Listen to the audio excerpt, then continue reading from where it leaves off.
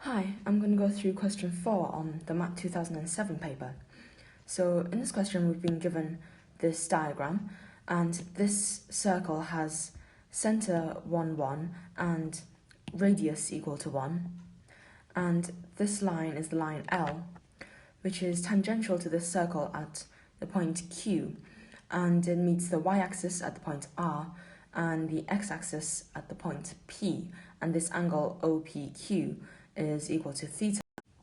So for the first part, first off they want us to show that the coordinates of Q is 1 plus sine theta, 1 plus cos theta. Okay, so they've given us an answer in terms of theta, so let's try and use theta to work out Q. So if we try to use this blue right angle triangle to work out Q, it wouldn't quite work because we don't know what P is, so we don't know any of the lengths. So we're going to have to try and use theta in another way. So what we do know is that this radius here has length 1, and also because this line is tangent to the circle at Q, then this angle that this radius meets the line at is a right angle. And so if I drew the straight line down here, so because this is a straight vertical line, then this angle here is also a right angle. And so because the angles in a triangle add up to pi, then this angle here must be pi minus pi over 2 minus theta. So that's going to be pi over 2 minus theta. But this angle here is also pi over 2. So if that's pi over 2 minus theta, then this angle here must be equal to theta. Okay, so now we have theta again, but this time we also have a length. So if I make this right angle triangle here, then we can use this angle and the length of this hypotenuse to work out these other two lengths using trig. And then, because we know that this point is 1, 1, we'd be able to add up the lengths in the x direction and also in the y direction to get the coordinates of Q. So because sine theta is opposite over hypotenuse and cos theta is the adjacent over hypotenuse, so if I rearrange for the opposite lengths and the adjacent length, then that's just going to be the hypotenuse times sine theta and the hypotenuse times cos theta. And in our case, the hypotenuse is 1, so the length of the opposite side is just equal to sine theta, and for the adjacent side, it's just equal to cos theta. So this is the opposite side, so we know that this length is sine theta, and this is the edge that's adjacent to our angle, so we know that's equal to cos theta. And so we see that the x-coordinate of Q is just going to be the x-coordinate of this point, which is 1, plus this length here, which is sine theta. So the x-coordinate of Q is just 1 plus sine theta. And for the y-coordinate, it's going to be the y-coordinate of this point, which is, again, 1, plus this height here, which is cos theta. So we see that the y-coordinate of Q is 1 plus cos theta. And therefore, the coordinates of Q are 1 plus sine theta, 1 plus cos theta, as required. And now they want us to find the gradient of this straight line. So we don't know P or R, so it's a bit difficult to calculate the gradient directly. But we do know that this line is perpendicular to this radius here, and we can work out the gradient of this radius because we know this height and this width. So if we work out the gradient of this radius, well, that's just going to be the change in the y direction over the change in the x direction, so cos theta over sine theta. And so now we know that the gradient of this line is just going to be minus the reciprocal of this, so minus 1 over cos theta over sine theta, which is equal to minus sine theta over cos theta, and of course sine theta over cos theta is just equal to tan theta. So we have gradient minus tan theta as required. Okay, so now we need to write down the equation of the line PQR. So we know its gradient. So if we use this general formula for finding the equation of a straight line, along with the point Q, which we know lies on the line, then we see we get this for the equation of the straight line. Okay, so now we just need to find the coordinates of P. So at P, we know that y is equal to 0 because it's crossing the x-axis. So if we use the equation of the line we just found, then substituting y is equal to 0 into it gives us this. And so if we use this to find the x-coordinate, then so dividing 3 by the minus tan theta leaves us with this line. Then adding 1 plus sine theta onto both sides, we have this. And we can try and simplify a little bit. So if I take the 1 over tan theta by itself, I get cot theta. Then this cos theta over tan theta, because tan theta is just sine over cos. So this cos over tan gives us cos squared over sine. Then bringing these two into the same fraction, we'll have this. And then cos squared plus sine squared is just equal to 1. And so we get the 1 over sine theta plus the sine theta over sine theta, which is 1. And so this is what we'll have as the coordinates of P. Okay, and now they tell us that the region bounded by the circle, the x-axis, and PQ, so this area here, has area A theta, and this region bounded by the circle, the y-axis, and QR has area B theta. And they want us to explain first why A theta is equal to B of pi over 2 minus theta. Okay, so to do this, let's first think about what situation we'll be in when we get B of pi over 2 minus theta. So in that case, our diagram will look like this, and this angle down here would be pi over 2 minus theta. But then this angle up here would just be equal to theta. And so if we look at our two diagrams, it's like we've just reflected this one about the line y equals x. And now this angle has come up here and this one has come down here to get this diagram. And so when we do this reflecting, then this area would become this area up here, which is b of pi over 2 minus theta. And so we get that these two areas are equal. And so now we just need to calculate a of pi over 4. Okay, so then in that situation, our diagram is going to look like this, where both of these angles are pi over 4. And the area that we're looking for is this one.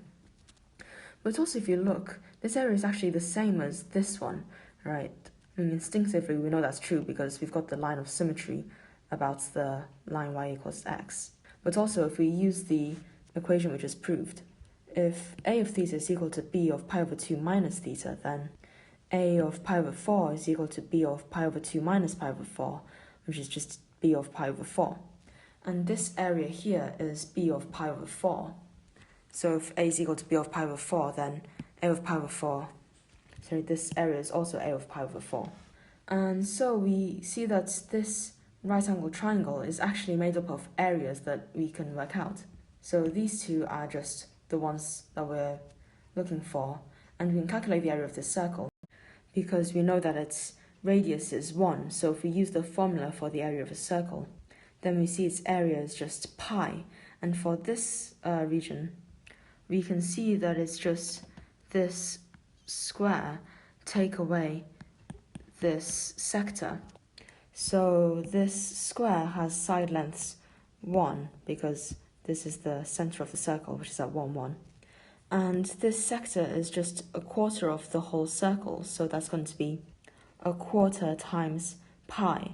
So if the area is the area of the square, take away the area of the sector, then that's just 1 minus pi over 4. And so we get that the area of this right angle triangle is going to be the two areas that we are looking for. So that's 2 times a of pi over 4, plus the area of the circle, which is just pi, plus the area of this shape here, which is 1 minus pi over 4. So it's equal to 2 times a of pi over 4 plus 1 plus 3 pi over 4. And so now we just need to work out the area of this right angle triangle to be able to rearrange and work out a of pi over 4. So to work out the area of this right angle triangle, we're going to need to know the length of its base and also its height. Now the length of its base is just going to be the x-coordinate of P, right? And we worked out what P was in part 1. we said that it was 1 plus cot theta plus cosec theta, 0. So if we use this to find the x-coordinates of p, that's just going to be 1 plus 1 over tan pi over 4 plus 1 over sine of pi over 4. And tan of pi over 4 is 1, and sine of pi over 4 is 1 over root 2. And so we see that the x-coordinate of p is just 2 plus root 2. But then this length here is going to be the same as this length here, because these angles are both pi over 4. So we know that the y-coordinates of r is also 2 plus root 2. So if we want to work out the area of this triangle, then that's just going to be a half times this length times this length. And so that's just going to be a half times 2 plus root 2 squared. And so if we put that back into here, so let's say that's star, then we get that a half times 2 plus root 2 squared is equal to 2 times a of pi over 4 plus 1 plus 3 pi over 4. So let's rearrange this to get a of pi over 4. So here I've just taken the minus 1 and, the 1 and the 3 pi over 4 to the other side and divided through by 2. And I've also worked out what 2 plus root 2 squared is. It's equal to 6 plus 4 root 2. And so we see that this simplifies to 1 plus root 2 minus 3 pi over 8. Okay, now for part 3, they want us to show that a of pi over 3 is equal to square root of 3 minus pi over 3. Okay, so our diagram is going to look like this now, where this angle here is pi over 3. And we can see now that these two areas aren't going to be equal. And so it's going to be more difficult to try and work out this area using the same method as we did last time. So let's try and split this diagram up differently to try and make working out this area a bit easier. So another way we can split this up to get something which contains this area is if I take the center of this circle and do these two lines. So these are going to be perpendicular to these straight lines here because they're tangent to the circle there. And then we see that there's a line of symmetry down the middle. And so if I draw that line down the middle, then we're going to get two triangles, and they are right angle triangles, and they're going to have the same area as each other. And we know that this angle here, or maybe for first two, this angle here is just going to be a half of pi over 3. So that's going to be pi over 6. And so this angle at the center of the circle is going to be pi over 3. And so this is going to be pi over 3. And this one down here will be pi over 6 as well. And we also know that this circle has radius 1. So these radii have length 1.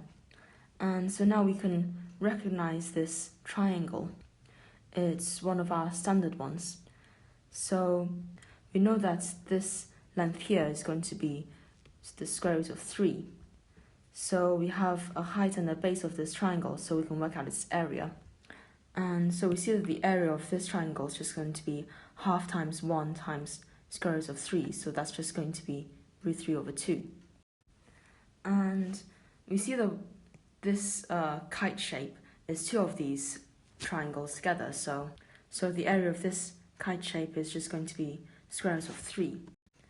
And also the area that we are looking for, so this area in red here, we can see that that's equal to the area of this kite shape, take away this sector of the circle. And for this the sector of this circle, we see that the angle is just going to be 2 times pi over 3. And so we know that this sector is actually just a third of the whole circle. And we worked out in the last part that the area of the circle is just equal to pi. And so the area of this sector is just going to be a third pi. So finally we see that the area that we want, a pi over 3, is just equal to the area of the kite shape, take away the area of this sector. And so that's just going to be square root of 3 minus pi over 3. And you see that that is what we were looking for.